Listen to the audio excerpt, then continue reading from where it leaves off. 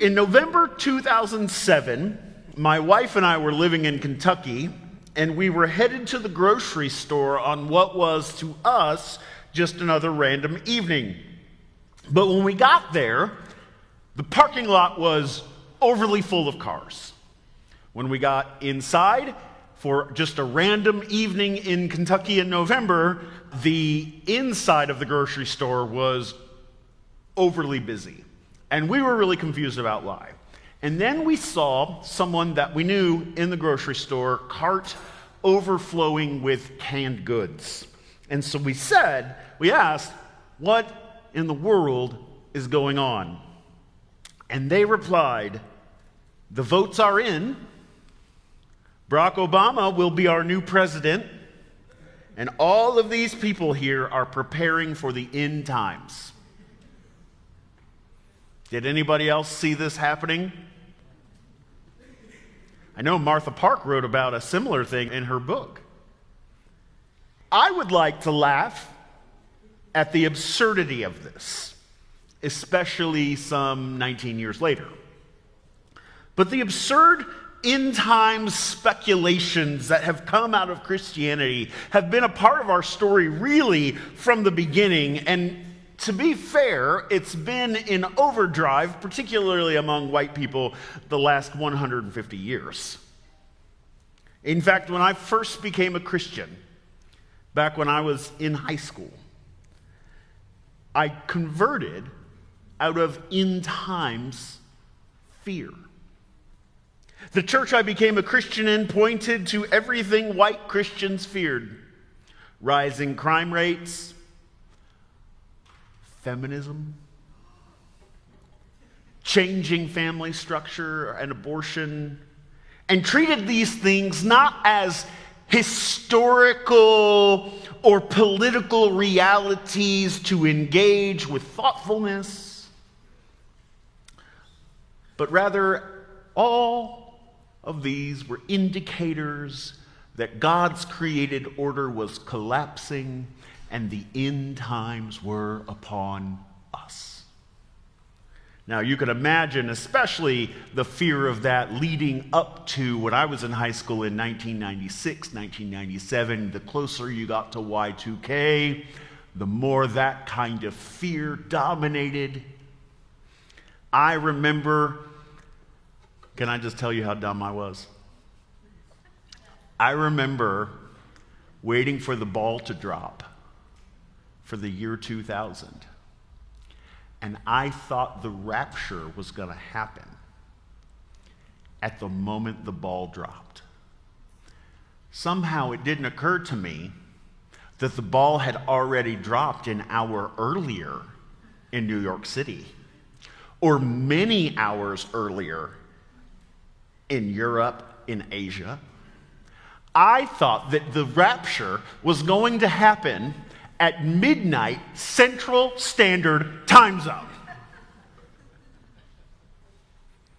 All of these things were signs that Jesus was coming back soon, that the rapture was going to happen, and God's end times were near. And because so many of those fears were particularly racialized, many of those anxieties became attached to blackness.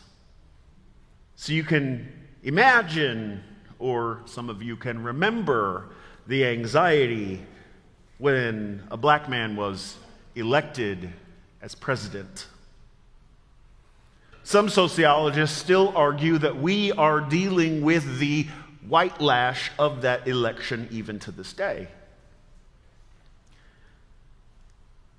Now, it turns out, though, that my teenage church did not just have bad news. They also offered me good news in this moment of societal collapse. They offered good news in this moment that the end times were clearly upon us. They said that if I accepted Jesus Christ as my individual, personal Lord and Savior, that I could secure my ticket to heaven and more if I got really lucky, God would rapture me out of all of this badness before the truly apocalyptic bang happened.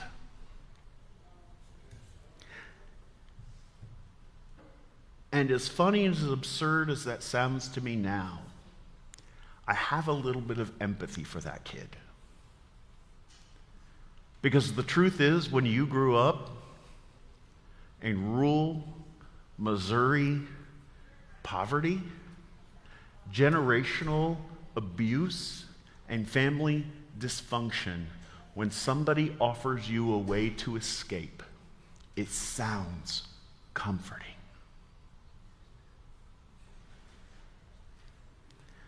I feel like it's not an overstatement to say that many of us were raised in that kind of tradition.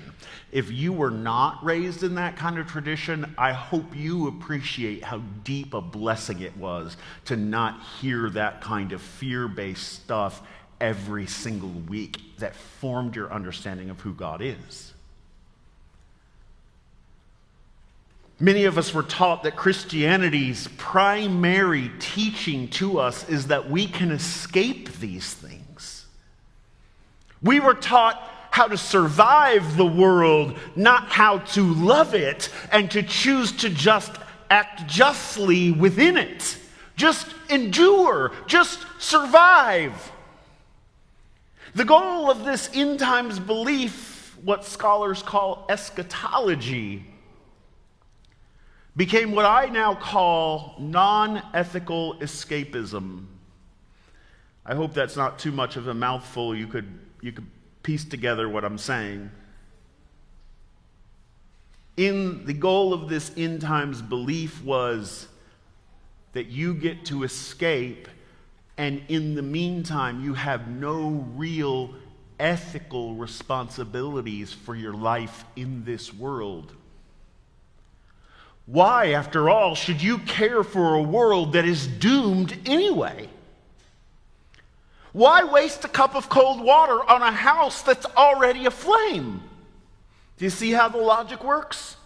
Just build your bunker, hoard your canned goods, and wait for Jesus to evacuate you. Hope was defined as holding on rather than helping out. As much as I wish that that kind of view of things was just a thing in the past, I feel like it has only accelerated since 2000.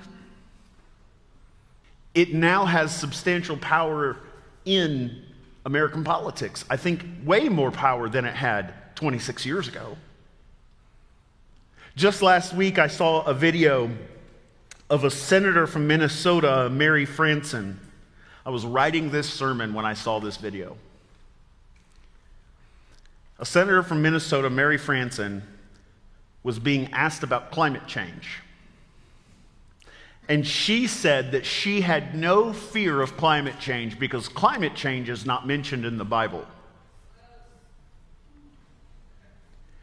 God, she said, had promised an escape from this broken world.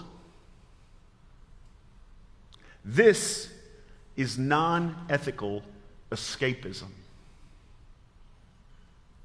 When we talk about the values of our church, that the Christ in me receives the Christ in you, and the Christ in me responds to the Christ in you, and the final phrase, that Christ in us transforms the world. Every element of that value statement says that we acknowledge our ethical responsibility as we live in this world. I believe that United Methodism and other denominations like us, we're not unique in this, I believe that United Methodism, which has never bowed the knee to that kind of end times escapism, United Methodism, we on this block have a unique opportunity in this cultural moment to proclaim a kind of Christianity that does not seek to non-ethically escape things, but rather we have an opportunity to work with, participate with, and share in God's work of transforming the world. We are not going to always get it right. 100 years from now, people will look back and probably criticize decisions we made and how imperfectly we did things. But that is the risk we take as imperfect people in an imperfect world. But what we are never free to do is seek merely to escape this world. Comments like the senator's make sense within a religion of non-ethical escapism. It is hard to care about a world that you are called to abandon. But the thing that United Methodism has always taught, and that we are going to continue to push here, is that we are not called to abandon anything. We are not here to escape. I tell my students this all the time. When it comes to how the church engages the world, we need a shift from non-ethical escapism to ethical non-escapism. An ethical, thoughtful engagement with God's creation in whatever form it presents itself. This is why our baptism vows, when you join this church or when you ask for your child to be baptized here, this is why one of the very first promises we make is that we will resist evil, injustice, and oppression in whatever forms they present themselves. This is our very baptism vows as Methodists. Our baptism vows do not promise escape. When you signed up here, you signed up to be involved, however imperfectly. We need a vision of Christianity that insists that we have an ethical responsibility in this world. I was thinking about this just this week. This is my own free little rant. Do you know the guy who does 6-day creationist stuff? Ken Ham, he's like runs the Christianity, whatever.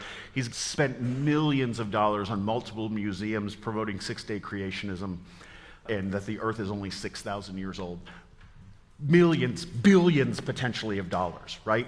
And I'm sitting there looking at that. And I grew up in churches like that. I grew up in churches that would pay these speakers to come in and do these apologetics conferences to defend the truth of Christianity. Can I tell you something? Can I tell you the secret? Defending Christianity is free. It's free. We don't have to have a bunch of money here. You know what it takes? Ethical, thoughtful Christian engagement with the world. It takes living up to our baptism vows. You don't have to have great conference speakers. You don't have to have the ultimate rational answer to why the earth is only 6,000 years old. You don't have to have the best answer for anything. You know what you got to do? Live what you say you believe. It's free. God calls us to engage the world courageously with eyes open. God transforms the world. We get to participate in that transformation. Like I said last week, our job is to notice the wounds and get involved in where God is healing wounds. This, though, may still sound a little bit abstract, so I want to get really, really concrete here. Your religious, political, economic, and social vision for the world means nothing if you do not also have a religious, social, political, economic, social vision for the most vulnerable people you know.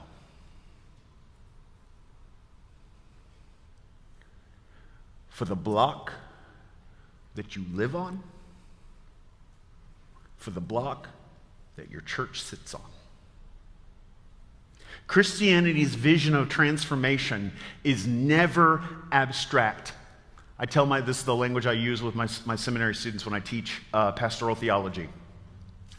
Good pastoral theology is always radically local. It doesn't start with abstract ideas about God and then seek to impose them on the world. It starts with the lived wounds and scars of your local community and then asks, where is God at work here and now? Even Revelation, this is why I had him read the whole chapter. Even Revelation's view of the end does not simply, it starts with, I saw a new heaven and a new earth. And that sounds so big and so abstract, but it doesn't just stop there. The rest of the chapter is details. It is God remaking a city, God remaking a place, God remaking relationships. God is literally listing the unpronounceable gems that the walls are made out of. God's vision for recreation is radically local and specific. It never settles for escapism or abstractions. Abstractions are just another convenient, privileged way to escape. Radically local vision for transformation and healing. This is what the church is to have at all times. The New Jerusalem descends into the world. God's vision for creation is concrete and local. My friend Josh taught me this like 20 years ago. We were in seminary together. He's a worship leader now. And he's a musician and loves poetry and art and music. And I was talking to him about what makes a sermon illustration successful and what makes a sermon illustration a failure. And I know you all don't care about that, but you do care about it, because if my sermon illustrations work, it's because of this conversation. He said, what makes an illustration or an application successful is its specificity. He said, if you leave it too broad and you say, you should love people, or you should be kind to people. So people, they leave and they're like, yeah, okay, whatever, and they move on. They don't think about it. He said, but you got to give concrete ways, local ways to love people tangibly. And then he said it like this. This is his saying, not mine, but I encourage you, you can share it. He said, there is a reason why people in New York City still sing Sweet Home Alabama, even though they hate the state of Alabama, because they love their Alabama. The art, when it is specific and radically local, the feelings it evokes for the local transcend itself and become universal. But you can never take something universal and make it have that kind of appeal locally. This is the way God's justice works. This is the way God's love works. You start with the local situation. You start with the specifics.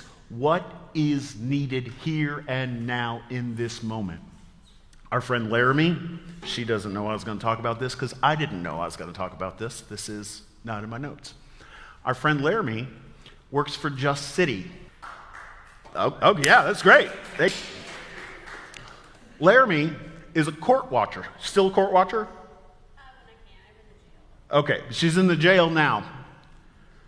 She's not in jail right now. She works for Just City in the jail.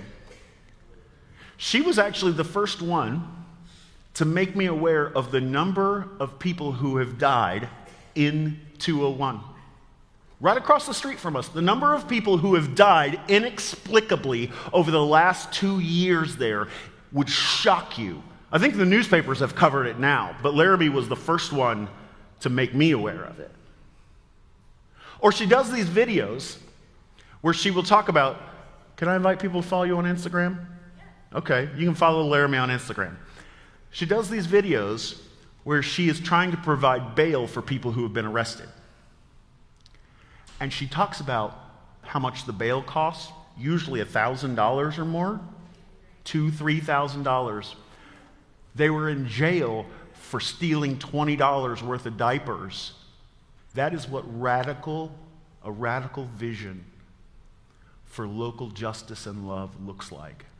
To be the kind of person paying attention to people that nobody else pays attention to how the system is actually hurting people, and to be a person who, at the very least, raises your voice for that and finds a way to get involved. Radically local. This is happening not just in your city, it's happening across the street from our church.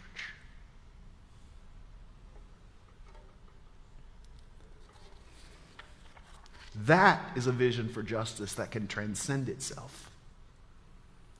See, this is how transformation works. God's vision for transforming the world does not depend on you having a global strategy. It depends on you becoming radically local in your love and justice. Which means then that we are never free to think in terms of abandoning our local context, hiding in bunkers and waiting for escape.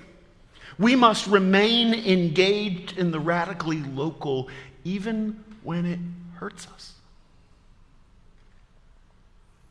Remain engaged in a regional, citywide, downtown, streetwide, block vision for love and justice.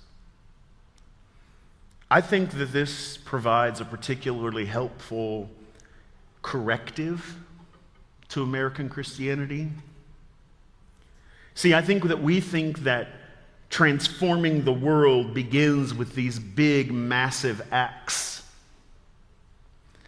And I don't mean to ignore the possibilities of things like elections, because I do think they matter. Who's over the jail, for example, that's all elected, right? So paying attention to local elections.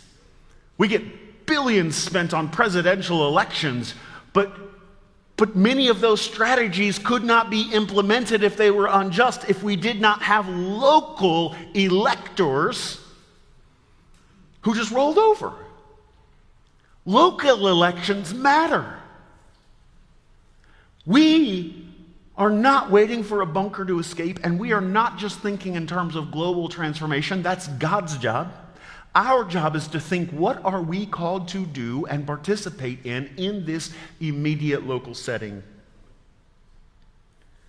The Christ in us transforms the world does not begin with conquest. It begins with love, local love. It begins with presence. It begins with neighborly justice. God is transforming the world one block at a time. And this is our block. So don't tell me that you love God or you love the world in the abstract. Tell me what love looks like in the person right in front of you. Tell me whether the unhoused people in your circle, if you know their name. Tell me whether what your worst enemy thinks about your character. Tell me whether you care about the people who slip through the cracks of society. Tell me what love looks like when your spouse or your children are exhausting you. Tell me what repair looks like when you know that you have wounded somebody. Tell me whether the people nearest to you experience you as gracious and curious and patient and safe and passionate for love. Because the Christ in us transformed the world one neighbor at a time. And that is why on the night when Jesus was betrayed, he did not call his disciples to a bunker filled with canned food to hide from the Romans. He called them to a table. The world is not transformed by frightened people clamoring for escape. The world is transformed by transforming people finding table-level ways of sharing that transformation. And so at the communion table, Christ isn't just teaching us to escape.